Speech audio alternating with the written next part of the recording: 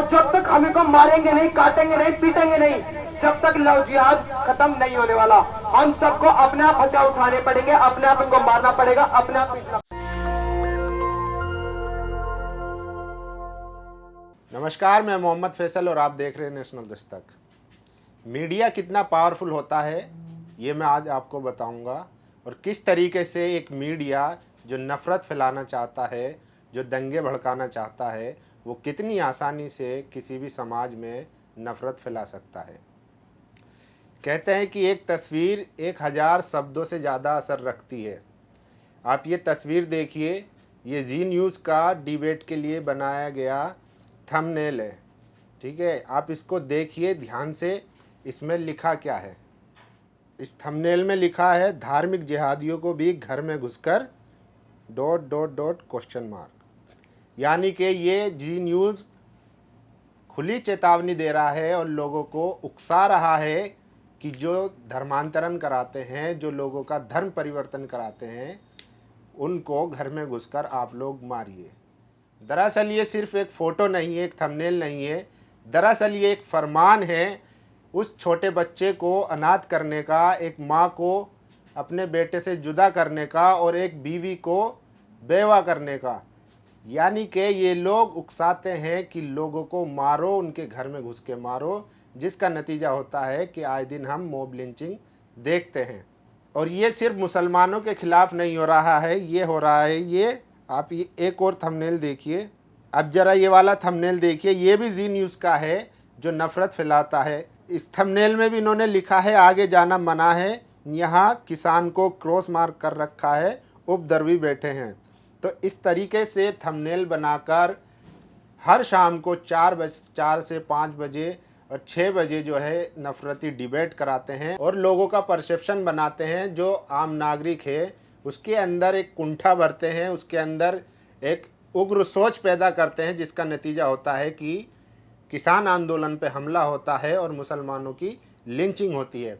हाल ही में अभी मोहन भागवत ने एक बयान दिया था कि भारत में रहने वाले सभी लोगों का डीएनए एक है, और जो लोग मॉब लिंचिंग कर रहे हैं वो हिंदुत्व को नहीं समझते। तो मोहन भागवत को समझना होगा कि सब लोगों का डीएनए एक नहीं है। आप लोगों का डीएनए अलग है और हम लोगों का डीएनए अलग है। डीएनए क्यों अलग है? वो इसलिए अलग है क्योंकि आप लोग संविधान को नहीं मानते। आपका डीएनए संविधान से टकराता है, आपका डीएनए इंसानियत से टकराता है, और हम लोग जो हैं, हम मूल निवासी है और हमारा डीएनए संविधान को मानता है, बाबा साहेब को मानता है, और उन्होंने जो कानून बनाए उसको फॉलो करता है। जबकि जो लिंचिंग करते हैं, जो बाबा साहेब की मूर्ति तोड़ते हैं, जो संविधान की प्रति जलाते हैं दिल्ली में, वो लोग संविधान को नहीं मानते, वो हिंदुत्व को मानते हैं। वो लोग सावरकर और आरएसएस की आइडियोलॉजी को मानते हैं। तो इसलिए तुम्हारा डीएनए और हमारा डीएनए बिल्कुल अलग है। अगर आपको आरएसएस और ब्राह्मणों का और जो यूरेशियन है, जो आर्यंस हैं, उनका अगर डीएनए जानना है, जो आर्यन थ्योरी है, उस पर बावन मेश्राम बामसेप ने बहुत अच्छा काम कर रखा है। अगर आपको उस बारे में जानना है डिटेल में, तो यूट्यूब पे सर्च मारिए बावन मेश्राम ऑन आर्यन थ्योरी और डीएनए, ब्राह्मण डीएनए। आपको बहुत डिटेल में उनके भाषण सुनने को मिलेंगे, जहाँ से आप जान सकते हैं कि ब्राह्मणवाद कितना खतरनाक है।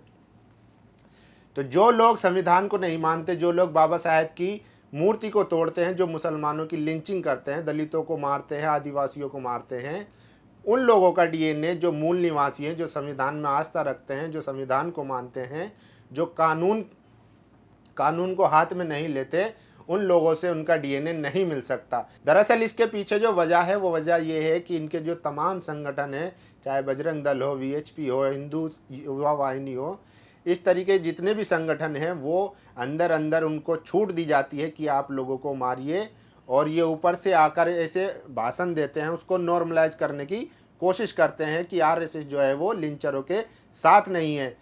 जबकि होता ये है कि जो लिंचिंग करते हैं उनको स्टेज पे बुलाकर सम्मानित किया जाता है बीजेपी के मंत्री द्वारा। उनके शव को, उनकी बॉडी को तिरंगे में लपेटकर पूरे गांव में सम्मानित किया जाता है।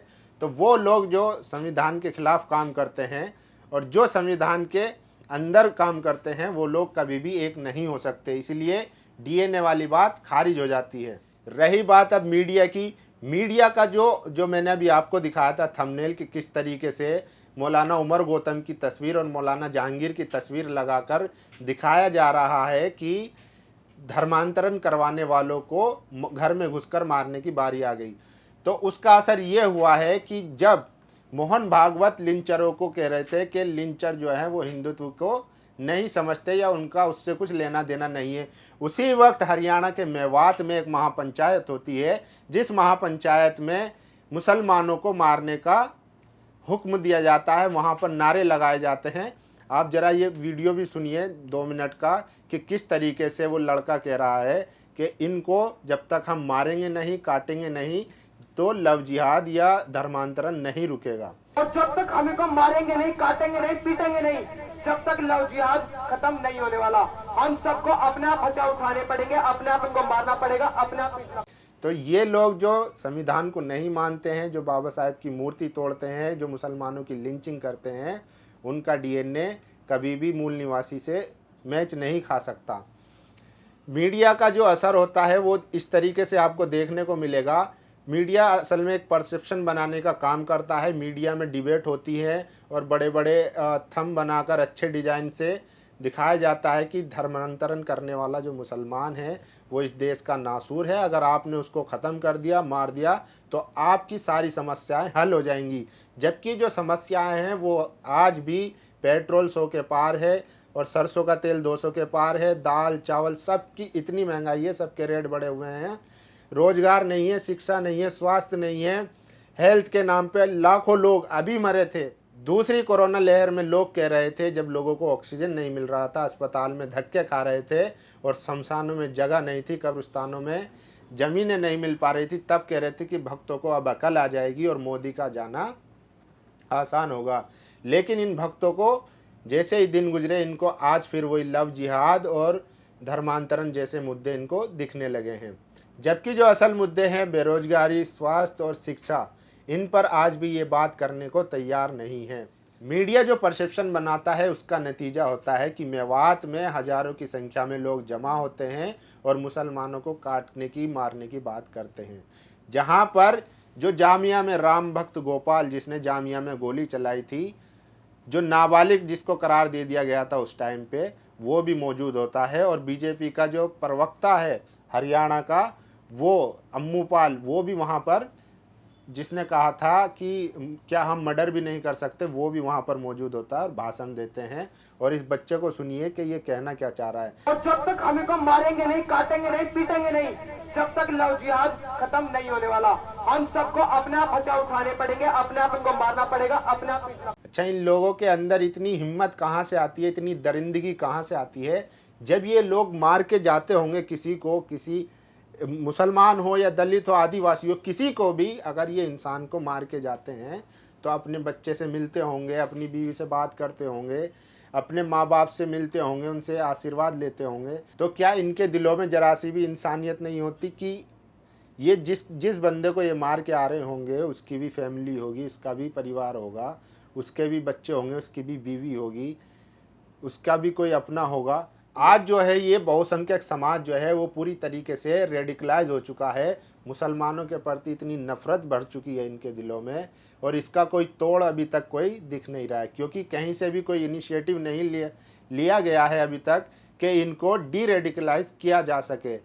बल्कि जो मोहन भागवत कह रहे हैं कि जो लिंचिंग कर रहे हैं वो गलत है, तो उन्हें चाहिए कि वो अपने समाज में जाके कैंपेन चलाएं, वर्कशॉप कराएं कि डी रेडिकलाइजेशन करने के लिए, जो इनके युवाओं में रेडिकलाइजेशन हो चुका है उसको डी रेडिकलाइजेशन करने के लिए कैंपेन चलाएं, वर्कशॉप कराएं, उन्हें समझाएं कि मुसलमान, जो उन्होंने भाषण में कहा है वही चीज़ इनको समझाए कि मुसलमान जो है, बिना मुसलमान के भारत अधूरा है और मुसलमान हमारा पार्ट है, यानी कि हिस्सा है भारत का। तब जाके कुछ हो सकता है, वरना आने वाले कई सालों तक कोई रास्ता दिख नहीं रहा। चाहे बीजेपी रहे या न रहे, जो माहौल बना दिया गया है, जो लोगों में नफरत भर दी गई है, वो धीरे धीरे वक्तन वक्तन जहाँ जहाँ मौका मिलेगा वो निकल के आती रहेगी। आज पूरे मेवात में ऐसा माहौल बना दिया गया है कि वहाँ कभी भी कुछ भी हो सकता है, अनहोनी हो सकती है। क्योंकि आसिफ के बाद जिसकी लिंचिंग हुई थी, जिसकी हत्या हुई थी, उसके बाद से वहाँ पर 2-3 सभाएं हो चुकी हैं। तो माहौल पूरा तैयार है, कभी भी कुछ भी घटना घट सकती है।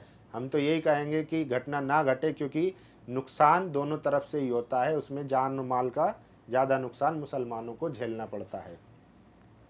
तो आप लोग क्या सोचते हैं, आप लोग अपनी राय जरूर दीजिए, और मोहन भागवत ने जो कहा है उस पर भी अपनी राय जरूर दीजिए। धन्यवाद। नेशनल दस्तक की आपसे गुजारिश है कि अगर इसको बचाना चाहते हैं तो नेशनल दस्तक को सब्सक्राइब करने के लिए रेड कलर के सब्सक्राइब बटन को दबाएं, फिर बेल आइकन की घंटी दबाएं। नेशनल दस्तक को बचाने के लिए बहुत जरूरी है कि हर खबर को शेयर करें, लाइक करें, कमेंट जरूर करें।